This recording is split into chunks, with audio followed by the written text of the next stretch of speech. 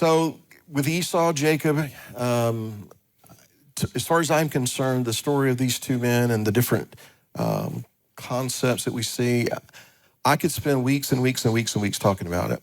And because it's to a great deal, to a great extent, I think that so much of what is going on in the world today and so much what goes on in just life, I can find precepts and concepts and principles in the story of Jacob and Esau.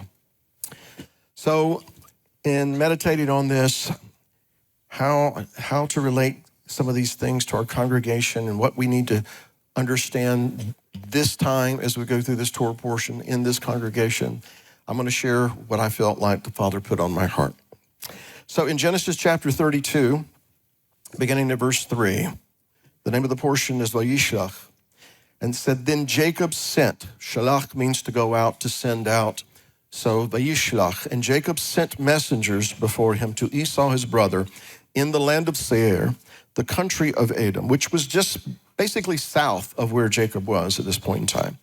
And he commanded them, saying, speak thus to my lord Esau. Thus your servant Jacob says, I have dwelt with Laban and stayed there until now. I have oxen, donkeys, flocks, male and female servants.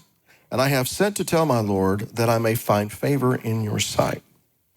Then the messengers returned to Jacob, saying, we came to your brother Esau, and he also is coming to meet you, and 400 men are with him. And so Jacob was greatly afraid and distressed. I don't mind admitting to you that sometimes I get afraid and I'm a little stressed. I know I'm the only one who struggles with that, but sometimes it just life is that way. So I can relate to this feeling that even though God has made all these great promises to Jacob, he's preserved him, protected him through 20 years living in Syria. But when he hears the news that Esau's coming, he's got 400 guys. It doesn't sound like they're bringing party favors. It sounds like they're, coming to, there's trouble afoot, right? And so he is distressed about all of this. Of course, he's returning from this sojourn in Syria. And in this Torah portion, as it begins, it's setting the stage for one of these encounters that he's going to have in this Torah portion. He has several, but there's two main ones. This one that's taking shape with Esau, but there's one that's going to precede that, because in just a little while, he's going to have an encounter with God. And of course, this is at a place that he's going to call Peniel. I've seen God face to face, and I'm still alive. All right. And I'm not going to get into all the particulars of that. I will say this. One of the main things, or one of the more important things about that encounter, that struggle with God taking place at Peniel is this. Before Peniel, it was the God of Abraham and Isaac. After Peniel, it was the God of Abraham, Isaac, and Jacob. And so there comes a point, young and old, that it has to be that he is our God. He's not just the God. He's not just their God. He is my God. And I dare say that it requires that struggling with God. That struggling with God, just not letting go, to come to that place that he's not just the God of my fathers, but he's my God as well. So I think that's very important. But again, I'm not going to spend a whole lot of time on that. We're going to emphasize this encounter with Esau, because he's approaching Canaan, that is Jacob, after these 20 years, and here's the word that Esau's coming. He's got these 400 guys with him, most likely an army of men. If Esau is good with, the spear and the sword and all these kinds of things, he's a skillful hunter, he's an outdoor kind of a guy. I don't imagine that he was hanging around with anything other than that. I just can't see him hanging out with guys that make doilies. So anyway, no offense to guys who make doilies, but anyway, he's coming at the very least to intimidate, if not to make war. And so when Jacob gets this news, it alarms him, rightfully so. He had good reason to be concerned. He had good reason to be bothered. He has a family to consider. He has little ones. He has all of this family. And not only that, but Esau has made threats before. He knows what Esau's been up to. He knows what Esau is about. He also knows that Esau's a different type of person than Jacob is. They didn't share the same values. Because if they had, then Jacob would not have had to bargain for the birthright. Esau didn't care for it. He didn't care for what was sacred. He cared for those things that were common. So they don't share the same values. They don't have the same mindset. Esau's heart is more inclined toward base things. In fact, the writer of Hebrews says that Esau is profane. And again, did I mention that he had already threatened to kill Jacob before? So there's a lot of things to consider, I'm sure that are going through Jacob's mind, but he knows that I'm going to have to confront him. I know I'm going to have this encounter with him. But the prospects of it caused him to become terribly afraid. Yara is the word. In fact, that kind of conveys the idea of being in awe. What am I going to do here? And he was distressed. That word is yatsar. It comes from zara, that word that means to be squeezed, to be pressed. And so, he's under a lot of pressure. Because again, he knows that Esau does not share the same kind of values. Jacob's worried about his family. Esau may not be worried about his family. Esau might be more concerned about what Esau likes. Jacob is not a man who is inclined to make war. How do we know that? Because when he's first introduced to us after the birth, and we get this description of him, it says that he was a temperate man, dwelling in tents. The word is tam. It's a version of tamim. And what does tamim mean? To be whole, to be perfect, lacking nothing. So he's a temperate man. He's dwelling in tents. Some people believe that means he's studying, the word of the Lord, even though it's not been written down just yet. He is tending sheep. He's a shepherd at heart. And so his inclination is to shepherd, is to protect. And that includes the birthright and the blessing, because he knew that Esau did not have any regard for the birthright, which is why he bargained to have it in the first place. But here he is, this man who is temperate, not inclined to war, but faced with the notion that it's likely anyway, that I'm going to have to kill or be killed. Sometimes it comes down to that. And so I have to believe that at that moment when he's stressed, he's worried, he's afraid, it's because he's considering what's going to become of his family. And how do we know that? Because when he hears this news, what does he do? He divides his company into two camps. He takes measures that if Esau attacks one, at least the other will escape. Those are the kind of things that are going on in his mind. The looming battle is threatening the welfare of others. And I want you to also keep in mind that this occurred shortly after his encounter with Laban. And there was potential for bloodshed then. Laban was coming to overtake him, probably would have done him harm if God had not visited Laban in a dream and basically said, you touch him, I kill you. Right? And even then, Laban wasn't what I would call some humble guy, right? He just knew, well, I'll only be able to take this so far. So he's been 20 years of cheated, abused, accused, and all these kinds of things. He's finally making his break from that association. That guy's chasing after him. Why don't he just leave him alone? Well, because tares like to get in the midst of the wheat. That's why. So he's had that encounter. God is intervening on his behalf. And now he hears that Esau's coming. I've got to believe that Jacob is thinking, I am so tired of conflict. ...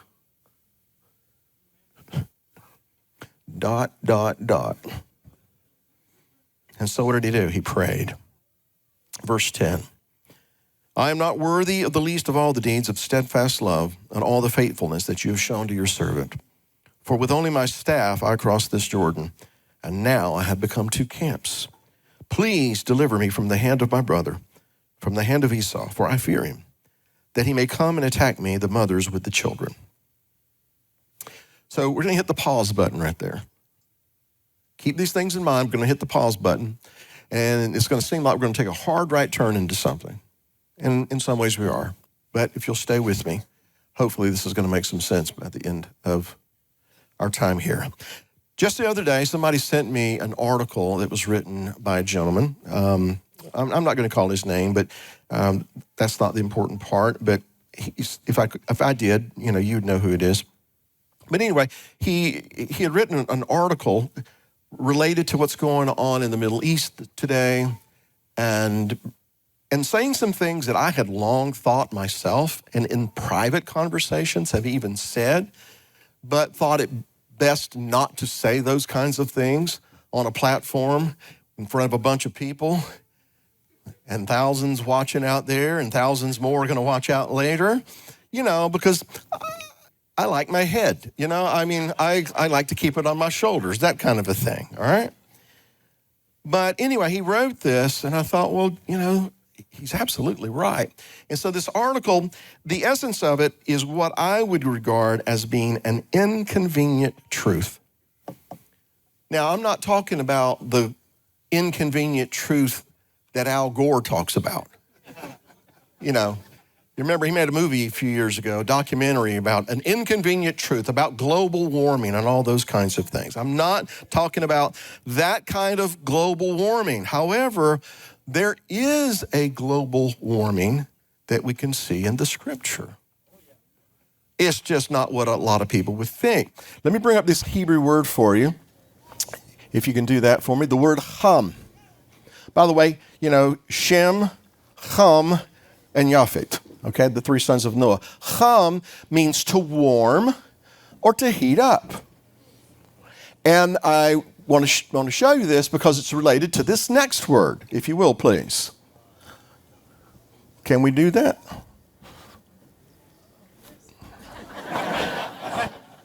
Hamas. So the Hebrew word for warming is the root, or is the base word from which we get the word Hamas, which means violence.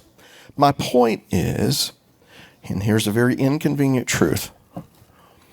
In the beginning, there was this warming. But it wasn't because of, fluorocarbons and exhaust, and all those kinds of things and ice caps melting. It was about people, wicked, corrupt people doing wicked, corrupt things. So much so that it infected and affected the very planet that mankind was living on. And it was there in the beginning. So, here's an inconvenient truth. Hamas and every like-minded group is evil. They don't think like most of the world. They don't share the same values as most people. I want to say this, that Hamas has not had a change of heart when they let some of those hostages go. That's what they intended from the very beginning. It's the very reason that they took those hostages, because they knew that they could exploit the world's preference for understanding, tolerance, and all of these kinds of things. So now we get into the politically incorrect portion of today's message. And this isn't so much about politics and all of those kinds of things. Because what's going on now is a manifestation in the physical world of what's going on in the spiritual world. And what's going on in the spiritual world affects you and me. Okay? So that's why we're talking about these things. So Hamas is a mindset. It's a heart that is turned and given over to evil and realizes that there are people out there that they can exploit by doing these kinds of things. And they're playing on and depending upon some people, most people, not being willing to just see things for the way they really are. But let's learn to talk it out. And let's be tolerant of this. And let's be understanding of that. All the while, that allows the enemy to strengthen. Here's the bottom line with what's going on right now, at least as far as I'm concerned. The U.S. and the world are always going to put pressure to Israel not to do what Israel should do. And I'm not going to say it out loud, but you know what Israel should do, right? We all know that, right? Okay? But what is Joe Biden and Blinken and Lincoln? And, no, I'm sorry. Winking, blinking, and nod. That's what I was trying to do. That's right. They're always going to put pressure on Israel not to do the things that Israel should. In fact, I just listened to a report yesterday. I kind of started listening to the news again just because of what's going on in the world right now. I had fasted the news for years because I just didn't want to be a grumpy guy all the time. But I've been listening. And so I heard a news report yesterday, and it just really kind of, They were talking about how, Biden's unequivocal support for Israel was kind of souring now, kind of softening up. And here's the way they describe it. The guy said, it's like Biden went up to Netanyahu and gave him a big bear hug and said, we're with you. Emphasis on the hug. But now he's beginning to put distance between his administration and between what Israel is engaged in. Because apparently unwavering support can waver if it is politically expedient. When pressure is applied on behalf of the Palestinians in Gaza and the West Bank, that unwavering support is beginning to waver. And especially when he's getting pressure from those inside of his own country, inside of his own political party, who sympathize with Hamas. That's the world in which we live. Here's another inconvenient truth. The majority of Palestinians support what Hamas does. That's the truth. Does that mean all of them? No, it does not mean all of them. But a good many of them do. Did you hear about the guy who was a hostage and he escaped? And then it wasn't Hamas that found him. It were people in Gaza that found him.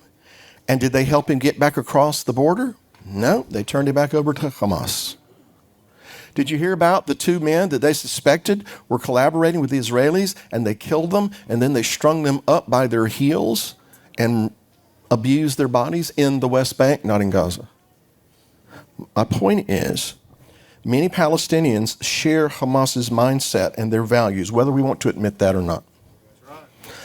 Well, Bill, what has this got to do with Shabbat and the Torah portion? I'm getting to it.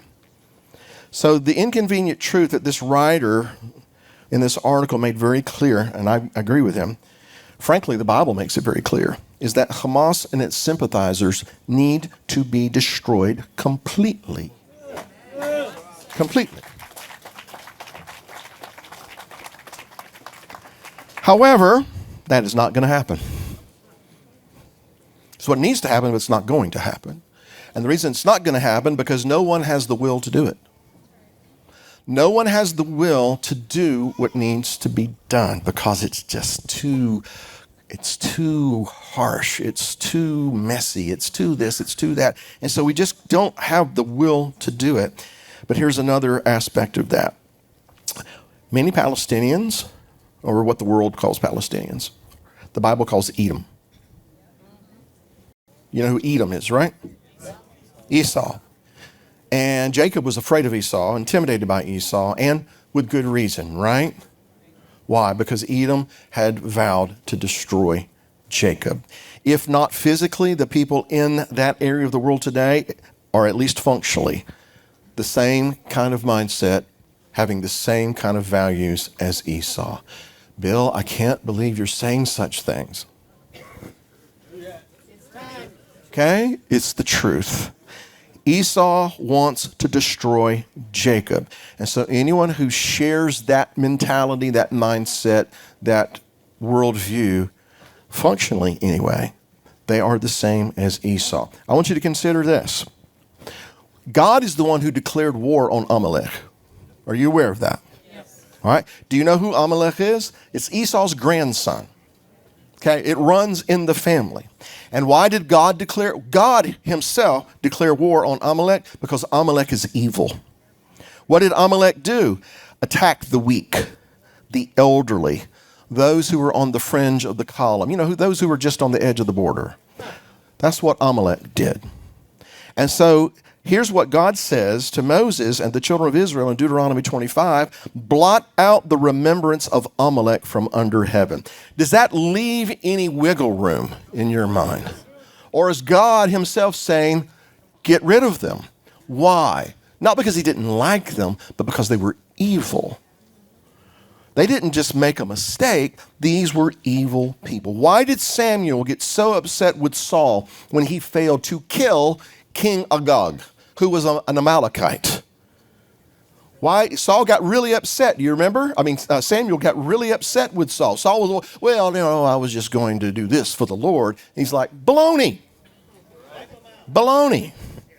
So why did Samuel get so upset? Because God knew that coexistence with Esau threatens Israel's existence. Later on, Haman, who was an Agagite, is proof that Amalek should have been annihilated. All right, now I know we got little ones in here. And Mom and Dad, you'll just have to give me a pass this time. But there's just some things that I feel like we need to talk about. Hamas needs to be annihilated, but it won't be. And it's because most people don't have the will to do it. Hamas is not going to be destroyed completely. Maybe in Gaza, maybe. But it's going to pop up somewhere else. The world's going to just continue playing whack-a-mole with Hamas and the Palestinian, Islamic Jihad and Hezbollah. They're just going to play whack-a-mole. They put them down here, it's just going to pop up somewhere else because, you see, there is an evil in this world that is not going to be satisfied until their aims are carried out. And how do I know all of this? Consider that Messiah said that the days leading up to his return are like the days of Noah, right?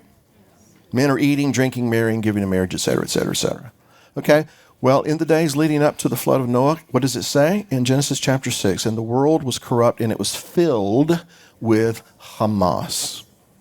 There are many other texts, many other scriptures that keep going back to that word Hamas, Hamas, Hamas. And I know that Hamas in Arabic is, it's some acrostic or acronym. I can't remember which is the right term to use there, figure it out. But I have to believe that the creator of the universe, when he spoke to Moses and write this word here and write this word there, he kind of had to know what was going to be going on in 2023. What do you think? You think? Maybe? Okay. So in the days leading up to the flood, in the days of Noah, the earth was filled with Hamas. And if that's how it was in the beginning, that's how it's going to be at the end. And that's how I know they're not going to wipe Hamas out. It's going to pop up somewhere else.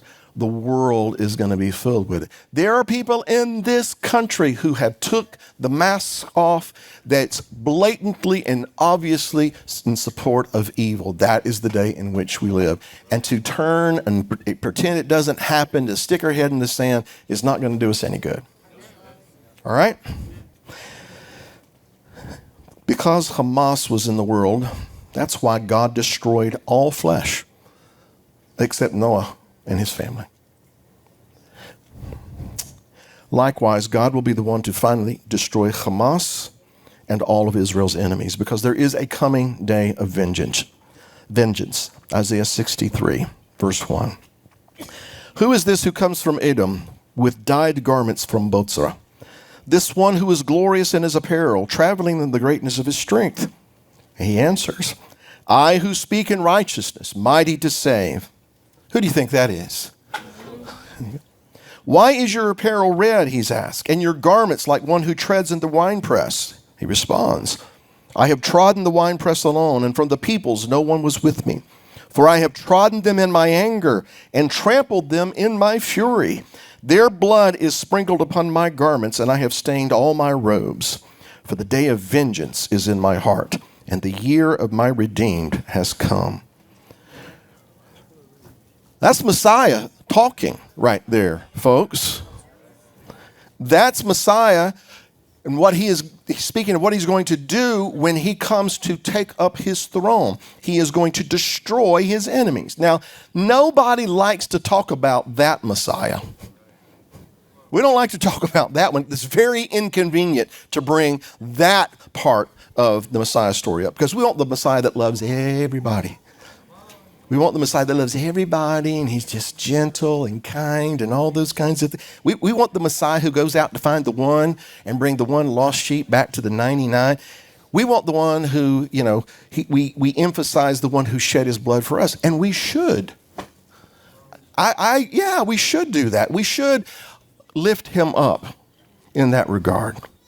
But there is a part of the Messiah that when he comes back, he's going to deal with his enemies. We don't really want to talk about the one who's going to shed the blood of his enemies. But there it is. And why does he have to do that? Because he's mean and vicious and all those? No, he's not. He's holy. He's righteous, and he understands that righteousness and holiness cannot coexist with evil.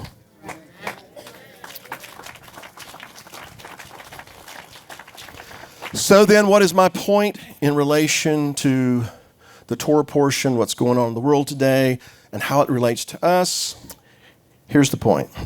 None of us can afford to be fooled by Esau's kiss. Genesis 33, beginning in verse 1. Now Jacob lifted his eyes and looked, and there Esau was coming, and with him were 400 men. So he divided the children among Leah, Rachel, and the two maidservants. And he put the maidservants and their children in front, Leah and her children behind, and Rachel and Joseph last. Then he crossed over before them and bowed himself to the ground 7 times until he came near to his brother. But Esau ran to meet him and embraced him and fell on his neck and kissed him, and they wept. So on the surface, there seems to be a very beautiful, heartfelt reunion here. Oh, look at them. They're kissing and making up. So it's a beautiful thing to see brothers reconciling. However, there are a lot of commentators who think there's something fishy going on here. There's something strange about it. There's something afoot here. In other words, was there more to Esau's kiss than what meets the eye? We need to keep in mind that Jacob has been concerned about this because he's got a family. He's got children. He's got this family. He divided them into the two camps. And why did he do that? Because he knew what Esau was about. He knew what Esau had done. He knew what Esau was capable of doing. He knew what Esau wanted to do. He has experience with him. He feared what he might do. And what could Esau do with 400 men? In just a matter of moments, he could destroy what took Jacob years to build. There's a reason. There was a legitimate reason for him to be concerned. Even more so, legitimate reason for him to go to the Father and say, I need you. I need you to be with me here. I need you to walk with me. I need you to protect me. I need you to deliver me from my enemy. And so having prayed, he believed that all those promises that God had made to him, God would perform. And so he went ahead and he met with Esau. He encountered him. But I want you to notice as you're reading that account that after they kissed and wept and all this, Jacob didn't go hang out with Esau. Chapter 33, verse 12. Then Esau said, let us take our journey. Let us go, and I will go before you. But Jacob said to him, well, my Lord knows how the children are weak. The flocks and the herds which are nursing are with me. And if the men should drive them hard one day, all the flock will die. So you know how it is when you're traveling with kids and the pets and all the other things. It's going to take us a little while. So, you go ahead. Please let my Lord go on ahead before his servant, and I will lead on slowly at a pace which the livestock that go before me and the children are able to endure until I come to my Lord in Seir.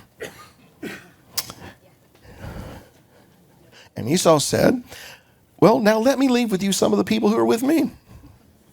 But he said, why would you want to do that? Let me find favor in the sight of my Lord. So, some kind of weird going on here. You go on, no, we'll catch up. Well, let me leave some of my guys with you. That's okay. That's all right.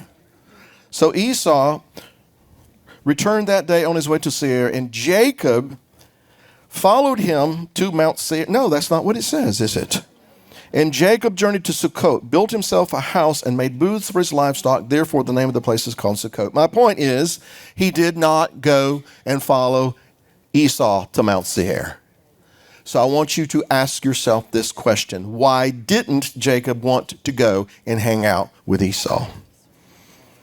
In fact, as far as I can make out, other than the time Isaac dies and they come together to bury their father, what other contact is there between Jacob and Esau? And if there isn't much contact, why? Why does the Bible never mention to us that Jacob visits his brother in Mount Seir? Why does the Bible never say that Esau comes over to Sukkot to visit Jacob. Why? Is there something there that Jacob was aware of that he said, for the sake of my family, it's important to keep some distance there? Why? Because Esau seeks to destroy not just the person Jacob, but the purpose Jacob serves in the kingdom. And so Esau, because he did this, or his descendants did this sometimes, they would attack as an antagonist. They would bare their teeth and they'd come at him viciously. In fact, there's some people that think that the kiss of Esau was really more of a bite. That's debatable. But the point being is, when he fell on Jacob's neck and kissing him and embracing him, giving a bear hug, there was something there, apparently, that Jacob felt was it would be unwise for him to follow Esau to Mount Seir. And so sometimes Esau will come with a rod, and sometimes he will come with a kiss. In fact, I would suggest to you that most often Esau, and by that I mean that spirit, that mentality, that mindset, that worldview, most often is going to come at us in a way that appears as good and righteous. Before we know it, if we're not discerning, if we're not careful, we can be swept away by, opinions and societal norms and, warm fuzzies, feelings, emotions. And emotions, by the way, are tied to spirit or flesh? Okay. Esau wants to cripple Jacob so that he cannot serve his purpose. I want to read to you from the Midrash. And I don't do this very often, but I found this to be very, very interesting. It says, Esau said, I will not slay Jacob with bow and arrows, but with my mouth and with my teeth I will slay him and suck his blood. So he uses his mouth to suck the life force from Jacob, not in a vampirish way. I don't see him going, woo, not like that. But with words. Because remember, he's a skillful hunter, which means what? Trapping is in his mouth. So here's what it says in Psalm 37. The wicked plots against the just and gnashes at him with his teeth. So Esau may come with a smile and a kiss, just kind of like that guy Iscariot did when he went into the garden and he went up to the Messiah and he gave him a kiss. He said, you betray your master with a kiss. In other words, he most often has the appearance of an angel or a minister of light. He might even come with a kiss, but that kiss might be full of poison. So there's a seduction there. And we also learn in this Torah portion that the seduction of the world, and I'm not talking about the blatant, obvious things. I'm talking about the things that aren't so blatant and obvious. That's why they call it a seduction. To lead God's people astray. We see that happening in this Torah portion, with Shechem and Dinah and that whole thing. It says that Dinah went out looking, and you know what? She found trouble. And that trouble affected not only her, but it affected her entire family. But here's something else that jumped out at me about that particular story. There's a lot of different things that we could talk about there.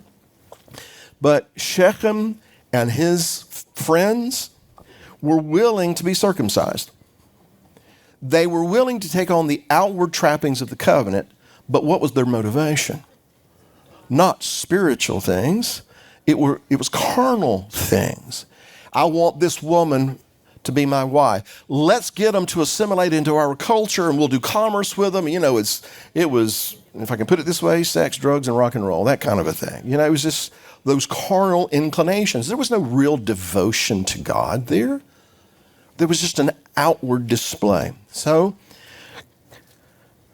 since I'm already in hot water anyway, they were just wanting the family of Jacob to assimilate into their culture, but that could not be. And so what do we learn from this? Like I said, many things. Jacob was not real happy with what his two sons did. He wasn't going in there to try to kill people. He didn't want to, do all those kinds of things. But we learn from this that there are those in this world who wish to be part of your family and part of my family that probably shouldn't be part of our family. because they may not have the same values.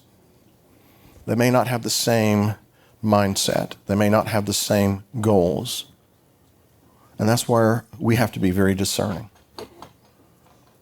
We have to be discerning. One of the things that we all need to be praying more and more every day, every person in this congregation, everybody who's listening to me, is we need discernment.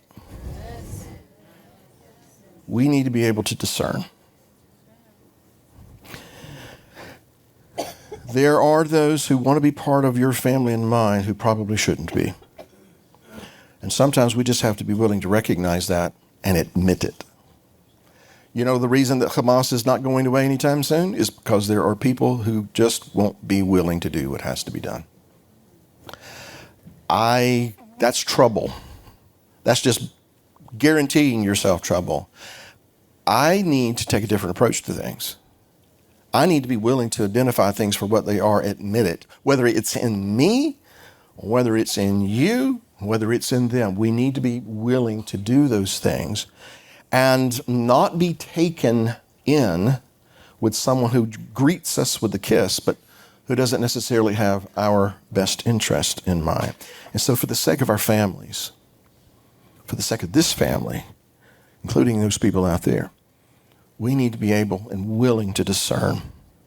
We need to be willing to set up the necessary boundaries to protect your family, to protect my family, to protect this family. You okay with this so far? Yes. All right. In these last days, we're going to have to be able to discern who Esau is. And it's not going to be so much about what they look like, what they do. So we need to be able to discern their motive. We need to be able to discern their intent. And as I said, not be disarmed by a kiss and an embrace. Keep in mind that when this encounter that occurred between Jacob and Esau, when it went down, Jacob had just had that other encounter. He'd been wrestling with the man who had the face of God. And you know that story. But one of the things that was told him, number one, you're going to have a new name. But here's what that name conveys. You have struggled with God and men, and you will prevail. You are going to prevail over your enemies. And so there's this idea as Jacob is going forward, I am going to prevail over my adversaries, primarily Esau. Esau is Israel's main nemesis. Say what you want about Syria and Iran and Iraq and Egypt and all that. Esau is his main nemesis, and here's why. Because he's real close. What's that old saying? I keep my friends close, my enemies closer. All right? Anyway, that kind of maybe doesn't work with what I'm trying to do here, but you know the old saying. There are a lot of prophecies that say that in the end, Edom is going to be completely destroyed. By the way, and this is just a footnote, there is going to be a remnant of Edom saved. A remnant. But there are those among Edom that God knows that they have a heart toward him. And he's going to reach out to those people. But my main point is, prophecy says that in the end, Edom is going to be completely destroyed, but not by you or me. He's going to be the one who does it. And you know why he does it? Well, because we didn't. If you want to get real, do you know why he had to set the cherubim at the eastern approach to the garden to guard the way to the tree of life? Because Adam didn't. That was first given to Adam to do. That was his responsibility. But he failed in that, and that's why God had to set the cherubim with the flaming sword there, because Adam didn't. There are a lot of things that the Creator will do because we didn't. Well, and then there's the fact that only He is all-powerful. Only He is truly righteous. He is the only righteous judge, right? So when He does something, nobody's going to be able to say, well, that was unrighteous. All right? Evil is to be eradicated completely, but it's not going to happen until the Messiah comes. And again, mainly it's because so few are willing to do what must be done, because it's very inconvenient. And at the same time, you know what God says to his people? You shall put away the evil from among you.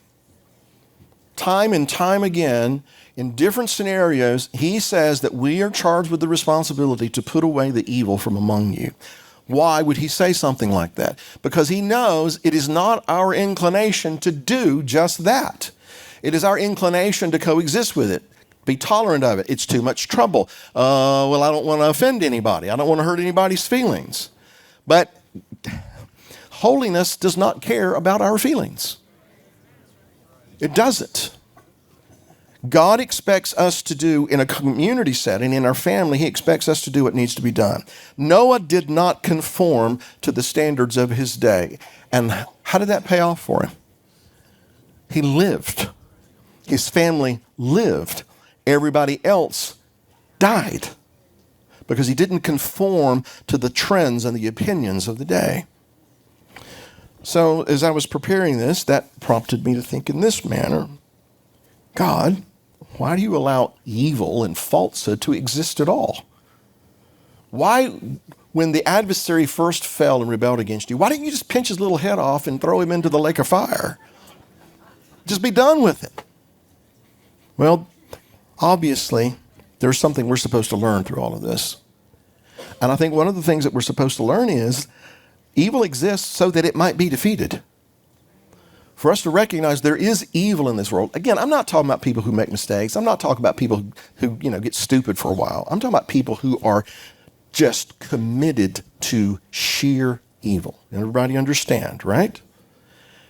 And apparently God wants us to see that, to recognize it, and to be provoked in our spirit to understand that evil should be defeated. Another thing, I guess, is that Satan is allowed to deceive those who are willing to be deceived. And if he's allowed to deceive those who are willing to be deceived, that infers this, that there are some people who are not willing to be deceived and who are going to be on alert. And maybe that's the one the Father's looking for. To see who is going to be discerning, who is going to be wise, who is not going to succumb to deceit and falsehood, but who know the truth, who believe the truth, and who will stand in that truth and uphold that truth. His eyes scan to and fro, looking for those kinds of people. And so that's one of the reasons, maybe, that he allows evil to exist. And that he allows falsehood and deceit to exist, to deceive those who are willing to be deceived, but to accentuate and highlight those who are not, who want to receive and stand on the truth. I know we have many veterans in here. Many of you have been in the theater of war or an active battle zone. I've not done that. I've read, countless books on different figures, and from the Revolution, Civil War, World War I and II. One of my favorite characters, I think I've told you about this, is George S. Patton, Old Blood and Guts. And I guess one of the things that I just appreciated, not that he's the greatest spiritual example, I don't want to say that at all, The man was profane, but he was a soldier, and he understood what war's about. You know what war's about? It's about destroying your enemy. Destroying everything your enemy holds dear and believes in. Completely. Those are things that we don't like to talk about. But in war, if we're going to attain victory, we must be willing and we must be able to destroy the enemy's ability to make war against us. That's kind of to me, a duh. And so, for me, it really does not make sense that you supply an enemy that you're trying to destroy. I don't understand that, which is why they're not going to wipe out Hamas. Hamas is going to pop up somewhere else because men do not have the will to do what needs to be done. So then, we as God's people, if the adversary sees us as a threat to his kingdom, guess what he's going to do? He's going to come at us with everything he's got. If he's not coming at us, we're probably in a bad place. Do you understand what I mean by that? If he's coming at us, that might mean that he perceives that your family or my family, this family, that congregation is a threat to his domain. Not because of us, but because of the one who works in and through us. Right? That's what makes Israel special. It's not because they're a special people. It's because they're a people with a special purpose. And the God of Abraham, Isaac, and Jacob has the one who has determined that. And that's why the adversary from day one has been trying to destroy them and wipe them off the face of the map. And it's the same reason he wants to take your family out, take my family out, take this family out, and anybody else out there who is striving to do what the Father has called us to do. So when Jacob represents that threat to the domain of darkness, you know what the adversary does? He sends Esau. He sends Esau to destroy Israel's ability to achieve God's purpose, to take away the weapons that God has given to Jacob in order to advance his kingdom. So that's what the adversary does. So what should our posturing be? Well, just whatever the Lord thinks.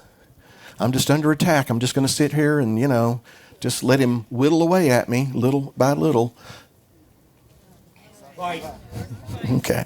We have to have the same mindset in that we have to be willing to identify evil and wage war against it. Now, obviously, we do not employ the same methods as the adversary, right?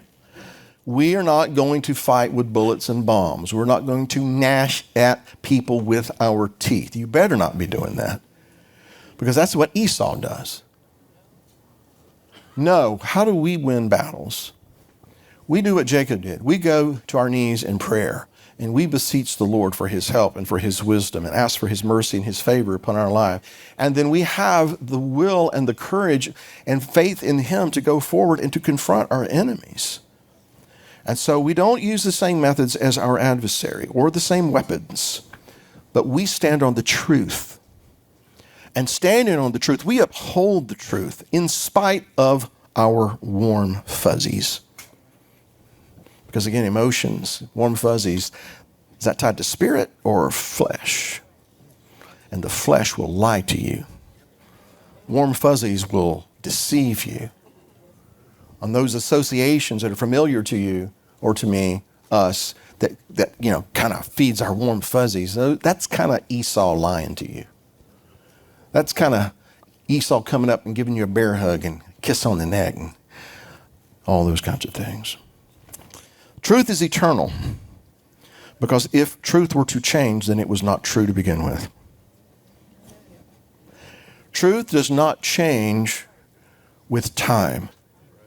I don't care what this organization and that political party and all these stupid things that are going on about, you can be whatever you want. I can be a purple skunk from Norway if I just want to identify that way. Didn't make that one up.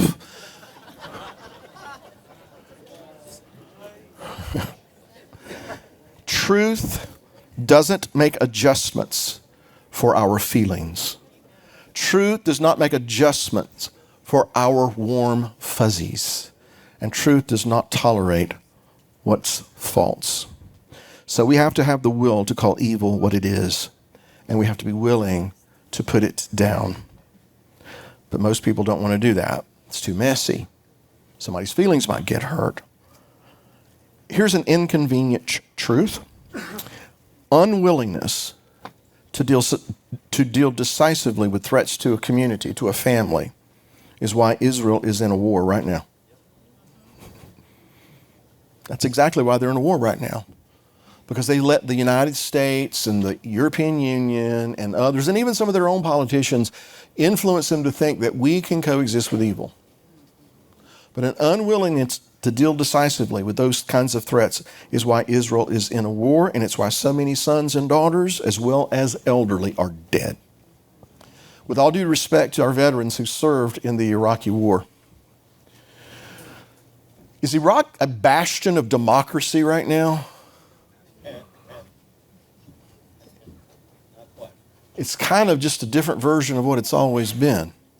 Maybe, there's not some blowhard over there, running his mouth a lot because he got spanked. But you didn't eradicate what Saddam Hussein was, with all due respect, because you don't do that until it's gone. And we're not going to do that. So I know that these are things that we don't like to address. I can't say I was real eager to talk about it, because it requires us to be firm. It requires us to be steadfast. But I am going to say this. Don't be deceived with a kiss. Stay alert. Be sober.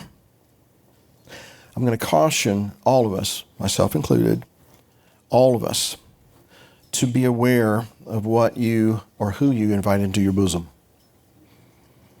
I think Jacob must have discerned something because he decided to keep distance between Esau and his family. Now, when we consider those who are adversaries, it is not wrong for us, nor is it weak to show compassion, to pray for them. In fact, that's what we're commanded to do, to pray for our enemies, not to hate them, not to do that, but to pray for them. But at the same time, don't you think Jacob was willing to fight if he had to? Not only for his family, but he had no intention of surrendering the birthright. In other words, he had no intention of surrendering that which God had entrusted to him to protect and to guard. Regardless of who he had to contend with, he was not willing to surrender the birthright. And I am absolutely convinced that it's not what he wanted to do, but if he had to do it, he would have fought for it. I believe that. You see, there are principles. There's truth that is worth fighting for and standing for.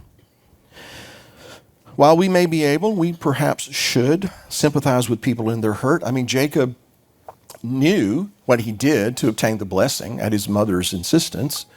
And he, I'm sure, heard that Esau was very, very upset when he learned that he'd lost out on the blessing. You know, Esau was inconsolable. He was, don't you have a blessing for me, Father? He was very distraught. Maybe, I don't know, but maybe that's why Jacob is coming before him with, he's sending all these animals and all this livestock and all these gifts to show, you know, I'm sympathetic to your hurt. Maybe. I don't know for certain, but maybe. And so it's not wrong, and I think we should sympathize with people in their hurt. But it doesn't mean that we should surrender what God has entrusted to us. Sympathize even with those who war against us, but don't surrender what God has entrusted to us. And so that prompted this thought in my mind, that there are sometimes we have to fight even as we are trying to exhibit humility. Are y'all still with me here? Okay, because I hadn't really gotten to the point yet.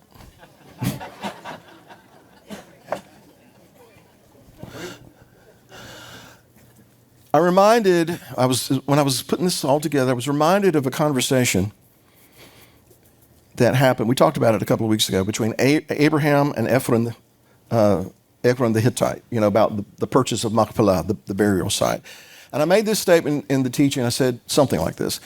We have an example of a man who is willing to take advantage of another, and that other person is willing to be taken advantage of because he had his eye on something that was much more important. Right? So there's that. There's that, you know, willingness to concede certain things because there's a greater thing at risk here. So that's one thing to consider. But there's also this. You know, my brain works funny. I know. I don't know if you figured that out yet. But it's kind of weird sometimes. But these things are connected in my mind. And then I went to the book of Nehemiah or Nehemiah. And Nehemiah, Nehemiah was a tough boss to work for. If you read the book, he's driving people. He has great expectations of people. Why aren't you doing this? And why have you been doing that? So one day, Sanballat, who's been writing letters, you know, to the king to complain and all this kind of stuff. One day, Sanballat comes riding up and says, hey, Nehemiah, why don't you come down off the wall and come talk to me? You know what Nehemiah said? No. Why would I do that? I know what you've been up to.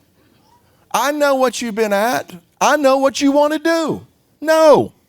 I'm going to continue doing what God has given me to do. And they named a book after him. My point is that sometimes we have to be willing to identify evil and admit it and deal with it appropriately. It is an inconvenient truth that until Messiah puts down all of his enemies, evil will continue to exist in this world because only he has the will and the determination to deal with it. He's the only righteous judge. And he's going to do that because you and I are prone to tolerate it because it's just too difficult to keep fighting all the time because it's wave after wave after wave after wave, whether in our personal lives, family members, what's going on in the world at large is just wave after wave after wave. Or is it just me? Am I just sensitive to this stuff and you guys are doing well? I don't know. I'm just like, but that's how it feels to me. And so after a while, you just get tired of it. You're like, oh, it'd just be easier to let them win. We can't do that. That's when we die. But because we are prone to tolerate it, that's why there's a flood. But in that same story, that we also see that there is a preacher of righteousness, someone who would not conform to the world's ways. So I could go on and on and on and on, but here is the point. Hebrews chapter 12. Pursue peace with all people. And if it just stopped there, then that would lead me to believe that I am instructed to go and to pursue peace with all people. Now, Paul talks about it where possible, okay? Because sometimes it's just not possible. But the writer of Hebrews does not stop there. He says, pursue peace with all people and holiness, without which no one will see the Lord. Now, which one of those two you think he's saying without that you're not going to see the Lord? Holiness. Okay. Yes, we should pursue peace when it is possible. Sometimes it isn't possible because to attain peace, we would have to compromise holiness.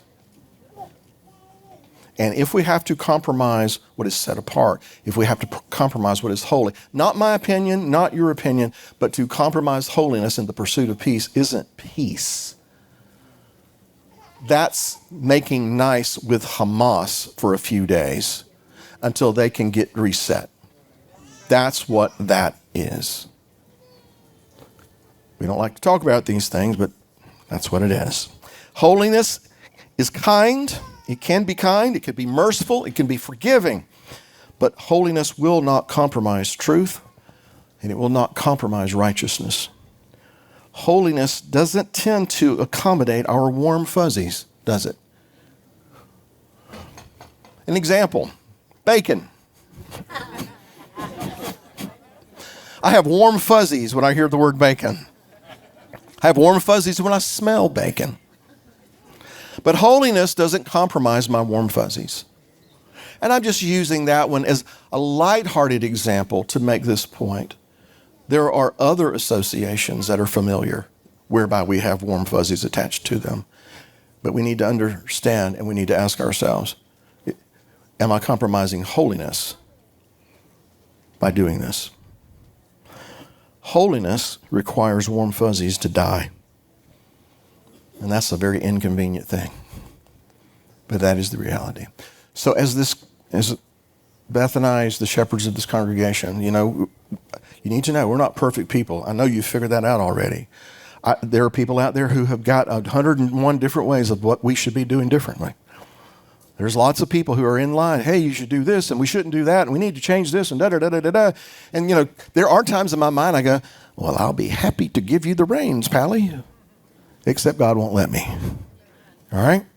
That's the carnal bill. That's But my point is, for whatever reason and for whatever length of time, the Father has put Beth and me in this position to be the shepherds of this congregation. Along with us, there are staff, there are elders, there are tribal captains. There are people that we trust and we believe in to help us in this regard, to help hold our hands up while we do this. And while we are not perfect people, we understand and respect the fact that our Father is perfect and our Father is righteous and He is holy. And it is our duty to make sure that we protect our family from Esau. Okay? It's important. And not to be swayed by a kiss. Not to be taken in by. I heard this the other day. You can do anything for 20 minutes except hold your breath. Selah, So you can do something that's hard. If it's really hard, you're really timid about doing it, you can do it for 20 minutes. It also occurred to me that evil people can be nice for 20 minutes. Hey, come on with me. Let's go to my house. But Jacob's discerning, saying, you go on ahead. Now, it is interesting to me that Jacob didn't say, I'm not going with you. Maybe there was hopes that there could be an actual reconciliation with fruit. With fruit. But until then, he went to Sukkot. And that good fruit never showed up. Because you can read prophecies about what Edom has continued to do after Esau was dead and gone, and how that mindset continues to this very day. Read your Haftarah. You know what book it's from? Obadiah. What does Obadiah describe? The destruction of Edom for the Hamas that you have committed against your brother Jacob. Here's what I'm going to do to you. We have to be discerning. And so it's fine to embrace how you've been doing, all those kinds of things. But until there's fruit, it might be good to make sure there's a little distance there.